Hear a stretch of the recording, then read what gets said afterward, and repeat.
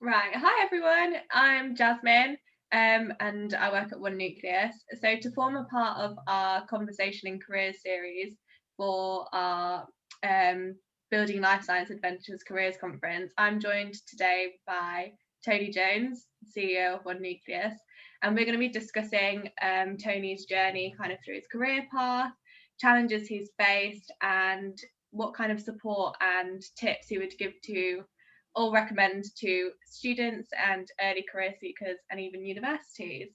So, without further ado, thank you, Tony, for joining us.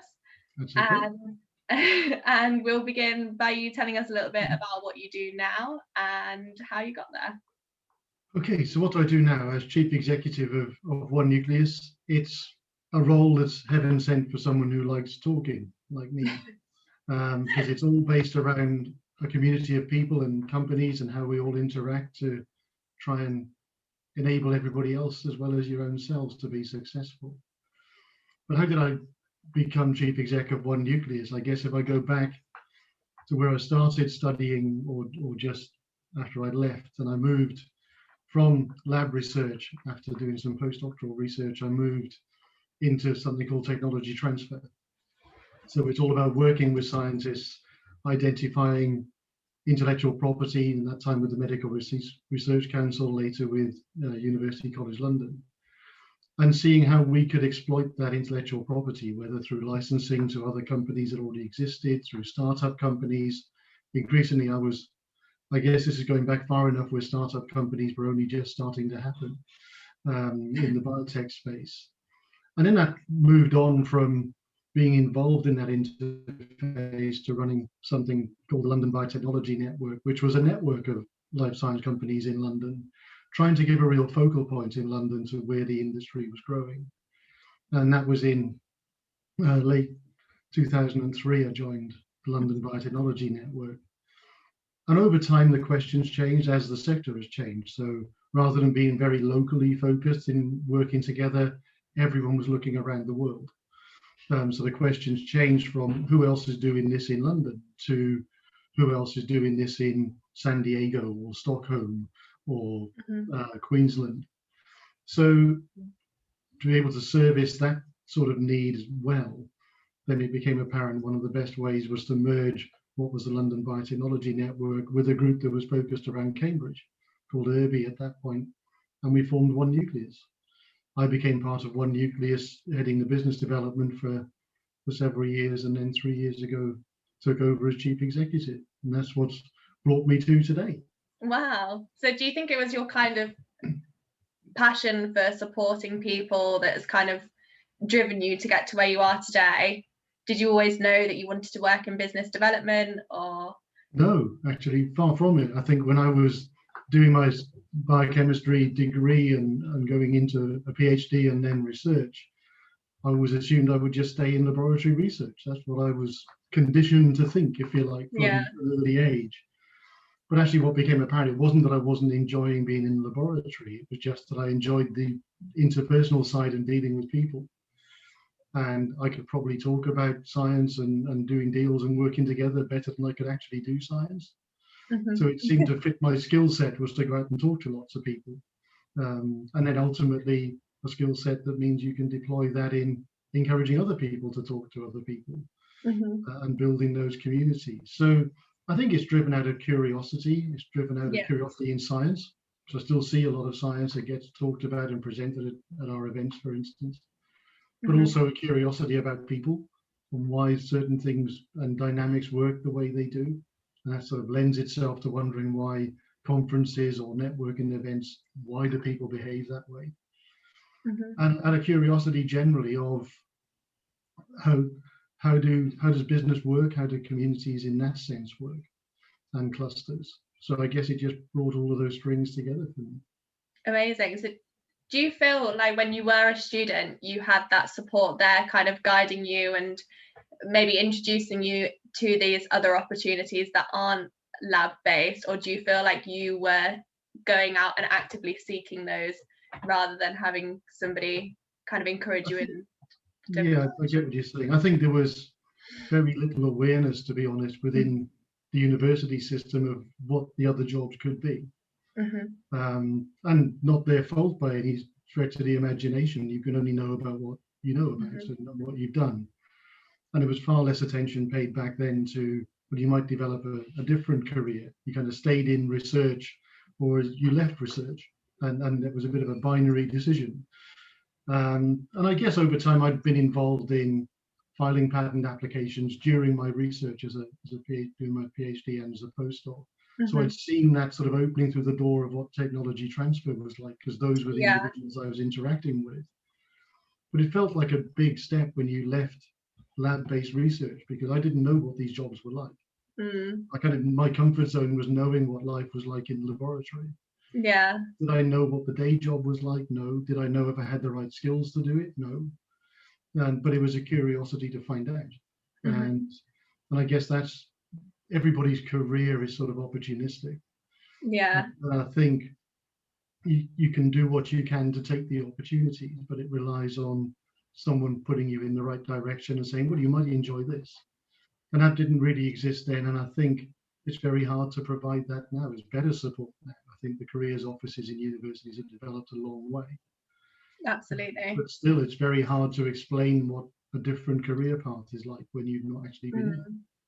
Definitely. And I guess sometimes you'll expect that. So for instance, when you started working in a lab, did you think this is kind of for me, this is what I'm interested in? But you are likely to kind of change what you're interested in along the way, I suppose. But I think it's probably true for everybody that sooner or later you kind of work out where you fit and where your skill set and your passion sits. Yeah. And it took me probably the best part of being 54 now, and I'm still not entirely sure.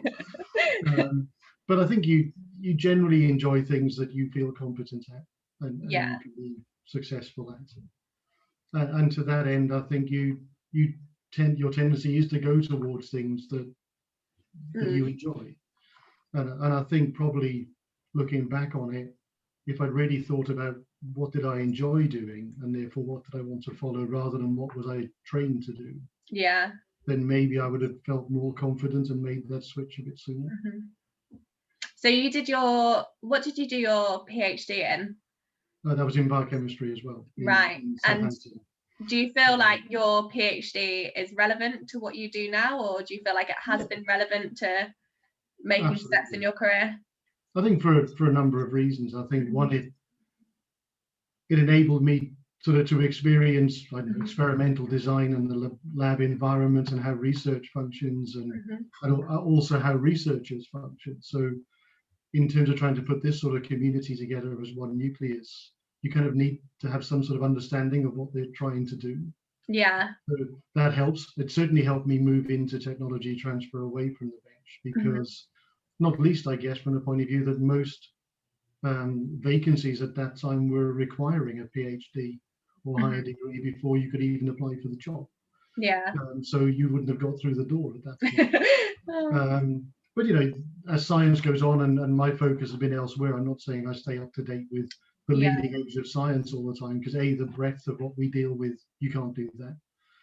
And secondly, you're one step removed from it. So it's a nice happy medium, if you like. You see lots of exciting things happen.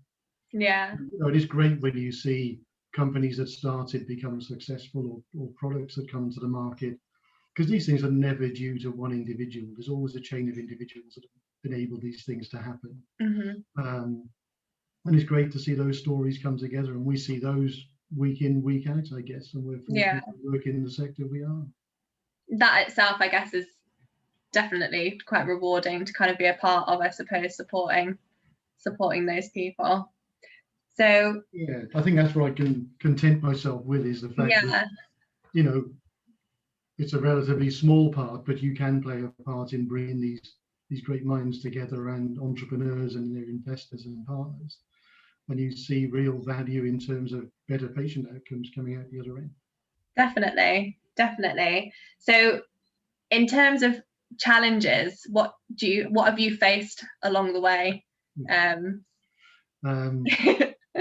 I guess some of them are are personal and competence challenges. Like, do I have the skills to do this? Yeah. I think one of the things that I probably find challenging is making sure I listen enough, not just talk enough. So just a personality trait that you have to deal with. Yeah. I mean, the other challenges I think are the unknown. You know, whenever you want to make a next career step, Yeah. you're having to think, well, actually, what's that going to play out like? Where does that lead me?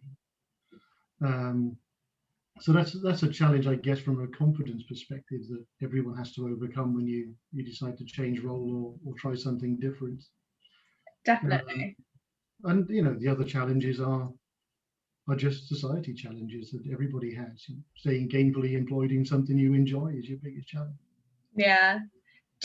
So with the pandemic last year, did you find that was quite a big challenge that you faced in your career? I think it was a big challenge for everybody. I think from a One Nucleus and leading the team perspective, it was challenging to have to adapt what the company did and how we did things, and to engage with the team in being able to make that shift. You know, recruiting people virtually rather than meeting them face to face, as you'll know.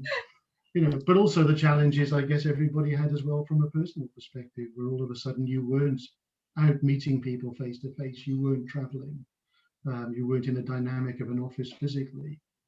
And you know, I think everybody's human at the end of the day. And Yeah. I think it, as well as challenges, it's brought me a different perspective on some things. Really made you appreciate how other people deal with such challenges, and maybe be a bit more mindful of how you are in your interactions with colleagues and so forth. But challenges, but at the same time, you kind of felt everybody was in this together, so they were collective challenges to try and solve. So you didn't feel on your own, I guess, which was important. Absolutely. So can you give me maybe 3 key things that you've learned or you are grateful for learning along the way? What am I grateful for learning? I guess what am I grateful for is probably being the sort of advice that I've been given as I've gone on this journey. So when I've made those steps to do something different, and still today, you know, when it's wondering about what to do with One Nucleus strategy, and we have a great board of directors that I turn to, or colleagues and contacts I've worked with for a long time, down to, you know, quite simply going to my network of contacts and saying, well, can someone explain to me what this means? So I've been grateful of other people's generosity, I think, in that. I've been grateful, I guess, for great scientists in moving technology and science forward, because that keeps life exciting and progressive. And you think, well, as a sector, the life sciences community can make a real difference to people. I'm grateful for that. And I guess other than that, I'm just grateful that I've been fortunate and healthy and been able to explore these different avenues, I think. Absolutely. Definitely.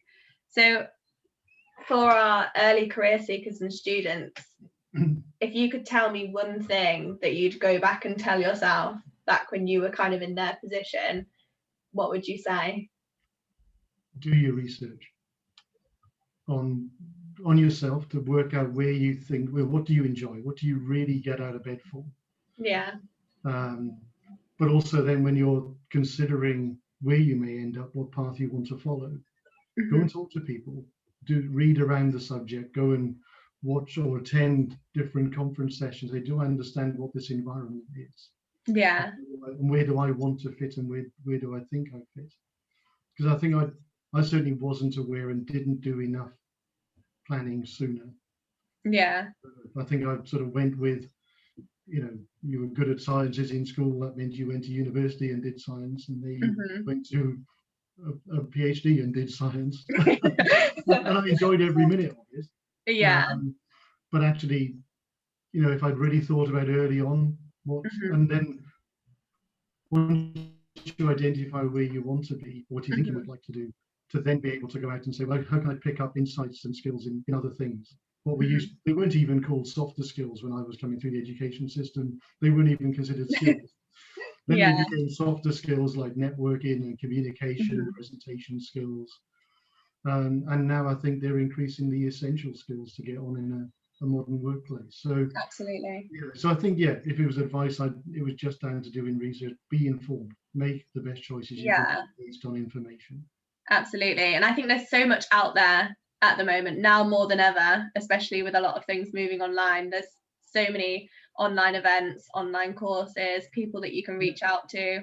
Absolutely, and I think now you've got platforms like LinkedIn, if you like, where, Yeah, okay, what's the worst that can happen if you message somebody on LinkedIn saying, well, I'm trying to decide what to do with my career.